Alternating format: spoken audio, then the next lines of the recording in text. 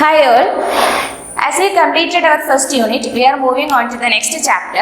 Our second chapter is acids, bases and salts. In this chapter, what we are going to learn is acids, bases, their physical properties, chemical properties, then some commercially important salts. Okay, so can we move on to our chapter? So in this section, first we are going to learn more about acids. Okay. Like the individuals have certain kind of nature, every chemical substances that we come across has some nature. Okay, like individual nature, the substance, the chemical substances also has some nature, and we will term that nature either with acidic, basic, or neutral. Okay, in early times, it was believed that a substance which is sour in taste turn blue litmus red and are corrosive are called acids. And what about the base which is bitter in taste turn red litmus blue soapy in touch.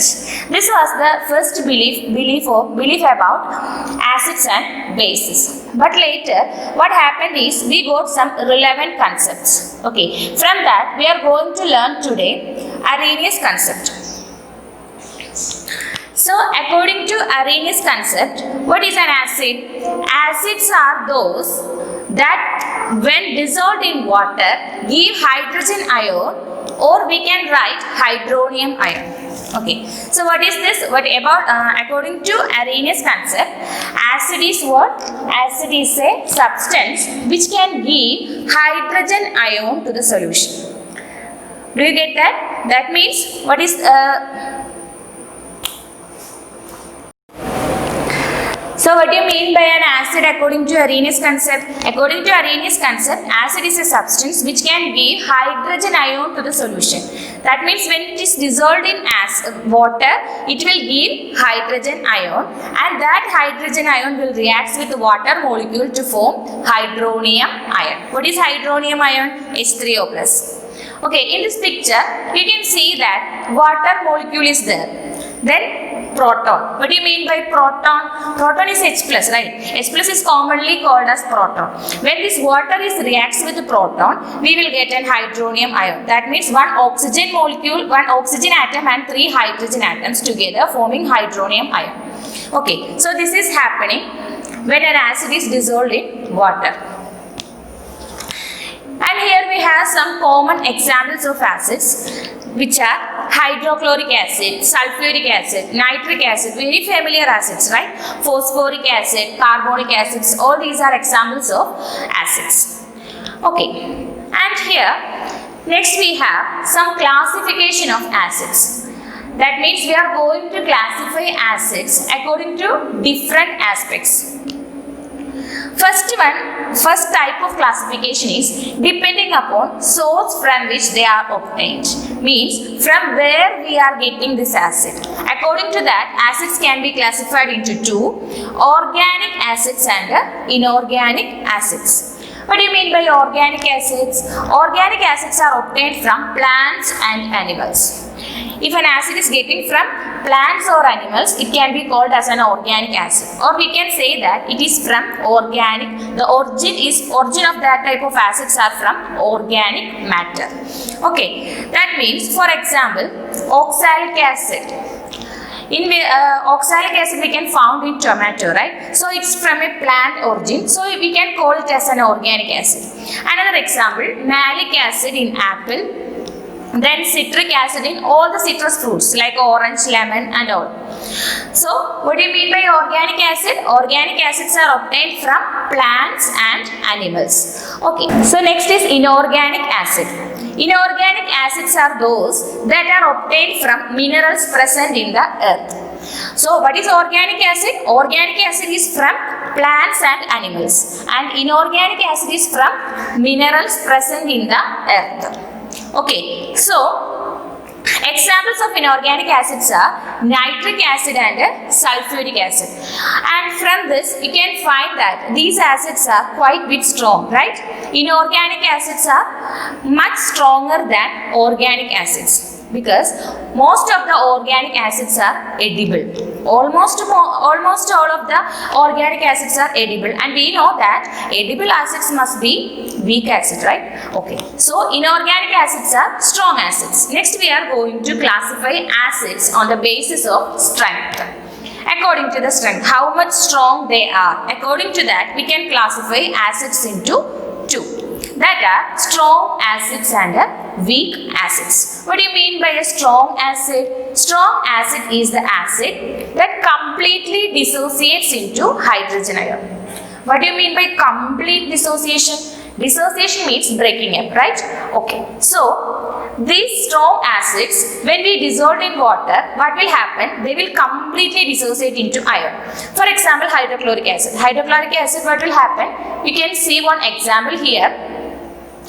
So in this example, you can see that hydrochloric acid, when treated with water, what will happen? It will be dissociating into H plus and Cl minus ions, a hydrogen ion and a chlorine ion. Okay, so like that way, complete dissociation will be happened in the case of strong acids. So examples are hydrochloric acid and sulfuric acid. And the next is weak acids. Okay, so according to the strength, we can classify acids into two, strong acids and weak acids. Next we are going to discuss about weak acids.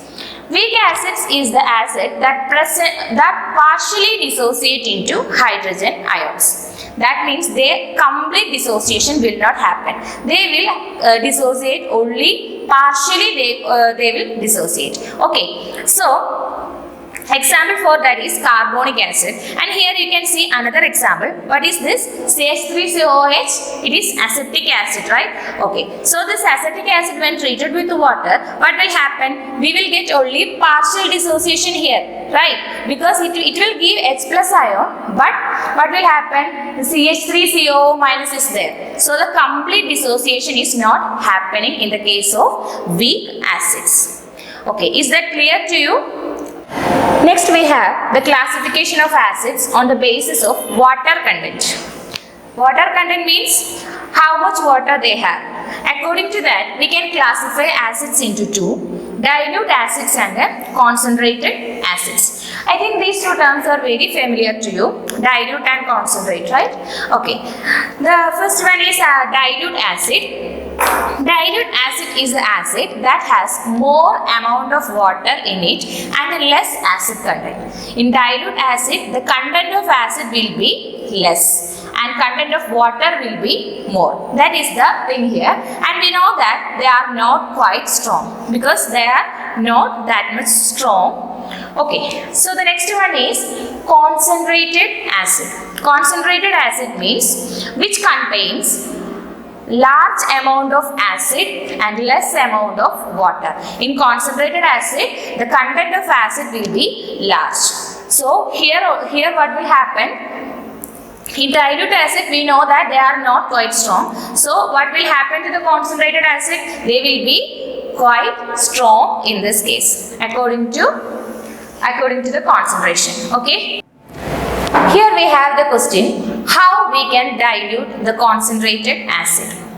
We know that concentrated acid can be diluted using water, but how we can do that? That is the problem. Okay, for that what you have to do is we have to add concentrated acid drop by drop to water with constant stirring.